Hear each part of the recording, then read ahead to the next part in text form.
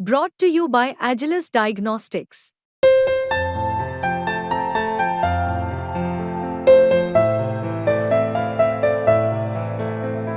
Agilus Diagnostics.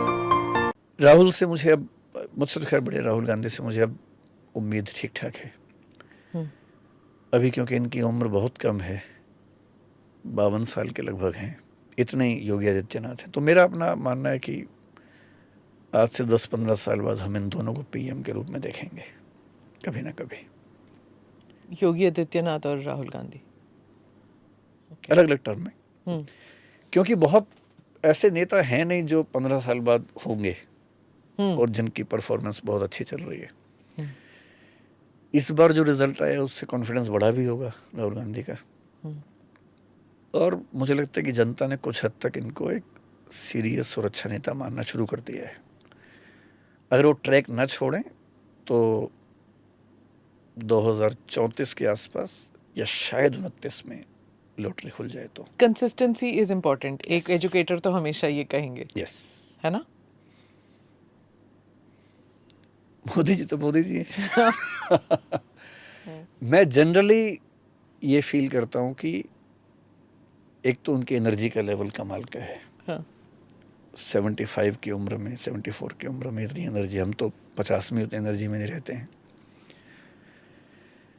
दूसरा, technology को लेके जो ओपननेस है, जो कि आमतौर पर इस उम्र में कम दिखती है लोगों में। ऐसा मानते हैं कि अब 70-75 साल का पीएम होगा तो टेक्नोलॉजी को लेके थोड़ा सा हेजिस्टेंट होगा।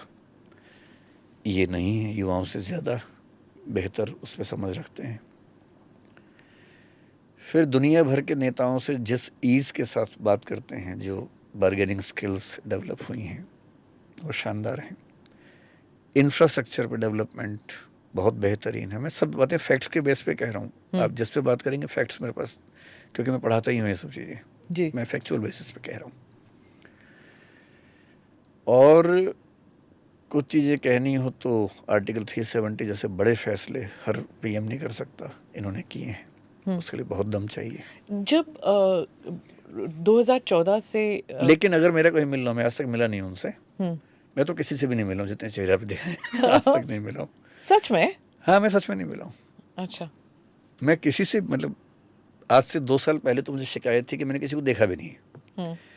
तो 2 साल पहले मैं बॉम्बे में एक कॉन्क्लेव में गया तो वहाँ मुझे सामने दिख गए। नितिन गडकरी की स्पीच हुई, अश्विनी वैष्णव थे, अरविंद केजरीवाल थे, जो महाराष्ट्र के सीएम अभी हैं वो भी थे, पंजाब के सीएम आए हुए थे। तो मैंने देख लिया कम से कम सामने से कि और उसके 4-5 महीने बाद दिल्ली में कॉन्क्लेव था, उस दिन मुझे मोदी जी सामने दिख गए। तो मैंने देखा है मोदी जी को और कुछ नेताओं को, लेकिन मिलना तो बहुत दूर की बात है। मैं आज तक नहीं मिला हूँ। आपने इंटरपर्सनल स्किल्स के बारे में कहा मोदी जी का, जो विश्व के जो नेता हैं उनसे जब बात करते हैं, मैं इसके बारे में आपसे पूछना चाहूँगी, क्योंकि जब वो 2014 में आए थे तो मोदी जी के बारे में कहा जाता था he doesn't know foreign policy. वो गुजरात में रहे हैं, कभी पार्लियामेंट में he was not an MP, तो फॉरेन पॉलिसी के मामले में वो जानते नहीं है। प्लस वो इंग्लिश स्पीकिंग नहीं है। इंग्लिश स्पीकिंग स्किल्स को बहुत मान्यता दी जाती है। प्रधानमंत्री अगर जो भी है, if you see doctor Manmohan Singh, वो भी एक सामान्य परिवार के हैं, लेकिन हार्वर्ड बैकग्राउंड पढ़ चुके हैं, पीएचडी डॉक्टरेट हैं। तो मोदी जी में वो स्किल्स थे ही नहीं जब वो 2014 में आए। अभी भी जब वो बैठते हैं वर्ल्ड लीडर्स के साथ, इंटरप्रेटर साथ होता है, वो हिंदी में बात करते हैं, इंग्लिश में बात कर सकते हैं, लेकिन वो सोफिस्टिकेशन ऑफ थॉट ट्रांसलेट नहीं होता इंग्लिश में।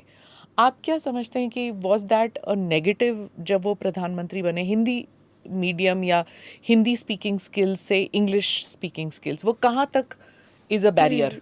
मुझे नहीं लगता कि बैरियर है। मैं तो भाषा को लेके वैसे भी बहुत मुखर रहने वाला इंसान हूँ। इतनी बड़ी आबादी हमारे देश की है, हमारे पीएम को दूसरों की भाषा जाननी पड़ेगी, ऐसा क्यों हम मान के चलते हैं? और दुनिया केवल इंग्लिश तो बोलती नहीं है। हम फ्रांस जाएंगे तो फ्रांस का राष्ट्रपति शायद चाहे कि हम फ्रेंच बोलें, हम क्यों फ्रेंच बोलेंगे जब ये काम इंटरप्रेटर्स कर सकते हैं? प्रधानमंत्री की असली भूमिका है कि देश के लोग उसको समझते हों और देश के लोगों की बातों को वो आगे लेके जा सकता हो। तो मैं तो इस बात से खुश रहता हूँ कि हमारे पीएम हिंदी और गुजराती जानते हैं। अंग्रेजी जानते तो और अच्छा होता है, लेकिन नहीं जानते तो उससे क्या दिक्कत है।